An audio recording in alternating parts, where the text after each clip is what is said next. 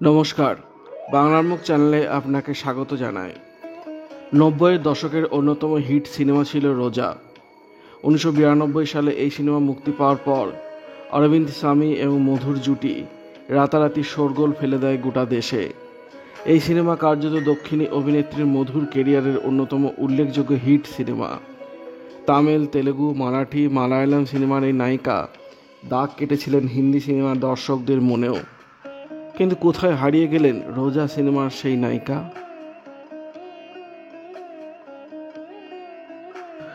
মধুকে film ইন্ডাস্ট্রিতে সবাই মধুবালা নামে চিনলেও তার আসল নাম ছিল পদ্মা মালিনী। তিনি 1969 সালে জন্মগ্রহণ করেন। স্কুলে পড়ার সময় তার বাবা তার নাম বদলে রেখেছিল মধু মালিনী। 1990 সালে মালায়ালাম সিনেমা ওয়াটালা পাট্টালাম দিয়ে তার অভিনয় জীবন শুরু হয়। নিজের কেরিয়ারে অসংখ্য তামিল, তেলেগু, মালায়ালাম ছবিতে অভিনয় করেছেন তিনি। দক্ষিণী ফিল্ম ইন্ডাস্ট্রির অন্যতম জনপ্রিয় একজন নায়িকা হয়ে উঠেছিলেন মধু। ক্রমে তার আত্মপ্রকাশ ঘটে বলিউডে।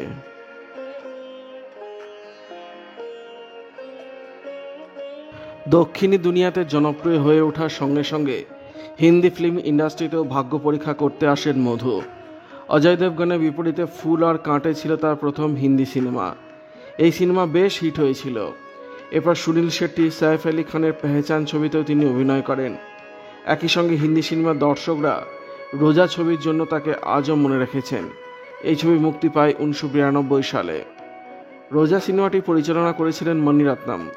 সিনেমাটি মূলত তামিল ইন্ডাস্ট্রির ছবি ছিল, কিন্তু জনপ্রিয়তা এত বাড়তে থাকে যে তেলেগু, মারাঠি, মালায়ালাম এবং হিন্দিতে রোজা মুক্তি পায়। এই ছবি সেই সময় 3টি জাতীয় পুরস্কার এবং একটি ফিল্মফেয়ার পুরস্কার জিতেছিল। তবে বলতে গেলে এই ছবি যেমন মধুকে রাতারাতি জনপ্রিয়তা এনে দেয়, তেমনই তাকে ব্যাকফুটেও ফেলে দিয়েছিল ইন্ডাস্ট্রি।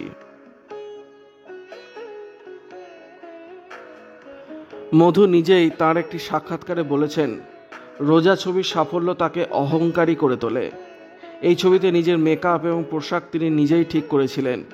তিনি এতটাই অহংকারী হয়েছিলেন যে পরিচালক মণিরত্নমকেও আর যথেষ্ট গুরুত্ব তিনি দিতেন না, তার সঙ্গে যোগাযোগ বিচ্ছিন্ন করেছিলেন। ক্রমশ অ্যাকশন নির্ভর হিন্দি ছবি রিজেক্ট করতে শুরু করেন তিনি। মধু একজন দুর্দান্ত ড্যান্সার ছিলেন, কিন্তু তার কিছু ভুলের কারণে তিনি ইন্ডাস্ট্রিতে পিছিয়ে পড়তে থাকেন। 2002 সালের মোলাকাত ছবিতে অভিনয়ের পর বেশ কয়েক বছর বিরতি নেন মধু। 2008 সালে কভি সোচা না থা সিনেমাতে দিয়ে আবার কামব্যাক করেন, কিন্তু সিনেমা ইন্ডাস্ট্রিতে আর বিশেষ সুবিধা করতে পারলেন না। এরপর স্টার প্লাসে আরাম সিরিয়ালের হাত ধরে নতুনভাবে অভিনয় জীবন শুরু করেন। দূরদর্শনের চিত্রহারও কিছুদিন সঞ্চালনা করেছিলেন। শেষবার তাঁকে কঙ্গনা রানাওয়াতের থালাইভি সিনেমাতে দেখা গিয়েছিল। অনেকেই হয়তো জানেন না, বলিউড অভিনেত্রী জুহি চাওলা এবং মধুর মধ্যে পারিবারিক সম্পর্ক রয়েছে। মধু সম্পর্কে জুহি চাওলার ননদ। তাদের দুজনেরই বিয়ে হয়েছিল গুজরাটি পরিবারে। মধুর স্বামী হলেন আনন্দ শাহ। এছাড়া মধু হেমা মালিনীর দূর সম্পর্কের বোন। জুহি চাওলার সঙ্গে মধুর সম্পর্ক নাকি খুব মধুর নয়। তার কথায়, জুহি অনেক দেরিতে আমাদের পরিবারে এসেছে, তখন আমার বিয়ে হয়ে গিয়েছে। ততদিনে প্রায় আমি অভিনয় ছেড়ে দিয়েছি। তাই জুহির এই পরিবারে আসা আমার জীবনে তেমন প্রভাব ফেলেনি, বরং হেমা মালিনীর দূর সম্পর্কে বোন হওয়ায় কিছুটা ভালো প্রভাব ছিল। ওর পরিবার থেকে আসার ফলে সম্মান পেয়েছি।